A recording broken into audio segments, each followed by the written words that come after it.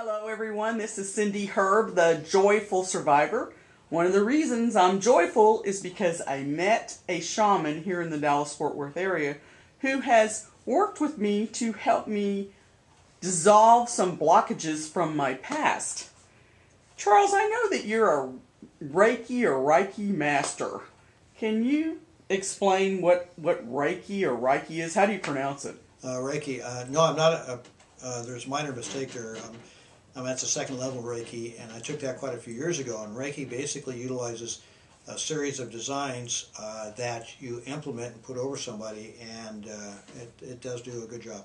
Is it like Reiki symbols or? Yeah, Reiki symbols. Yeah, that's how Oh, so is Reiki kind of a hands-on healing? I would put it 2 or 3 inches above the individual, but I don't think there's any reason to put your hands on somebody. Some may do that, but I don't think that's necessary. And are you looking for healing points or heal points? You actually do kind of a scan. You feel the energy on the body, and when you do that, you can get a pretty good idea what area needs some additional work. Although I will tell you this: I haven't used Reiki in probably 7 years. But you do find value in it, is that correct? For a lot of people, yeah, there's value in it. Because there are a lot of Reiki practitioners around, and some of them even use Reiki massage. But you yourself say you don't put hands on people, but no need to. Yeah. But, in my understanding. But there are people that do that, and to me, massage is like a wonderful thing. But Reiki massage, is that like raising the vibration, or what is that? Well, I don't know. I haven't looked at Reiki massage. I haven't even considered it. Oh, okay. How about when you used to do Reiki? Did you ever use music in there? A little bit, but I probably did very little Reiki. It's too slow. Too slow, huh? Yeah, I get things done much faster. All right, so let's go off on something different then. Music. Do you find value in music? Oh, yeah. And do you ever, when you're healing people, do you use music when you're doing this stuff? No, there's too much going on. But I know you've encouraged me to listen to music, and what's the value of music? Can you tell? Can you tell us? Certain pieces they're composed actually activate the energy centers in the chakras. And it depends on the frequency and the harmonics, but yeah, they do have a direct effect on the chakras in the body. And what are chakras? Because, there are a lot of people that don't know what chakras are. Well, they're not chocolates. Sorry, I've been waiting to do that for a long time. But the chakras are basically the 7 energy centers, also known as the 7 cities. And the primary one of greatest importance is the heart center. You keep the heart happy, everything else goes autopilot, everything spins well. You've got the crown, which is your God connection, your third eye, which is your view, the throat, which regulates communication between the inner and outer self, and also deals with sexual energies. The heart, again, I love the world. Solar plexus, your defense. Spinal chakra, your connection to the ground, along with the sacral chakra, which is also your connection to the ground, depending on what you're doing. And yeah, they're very important.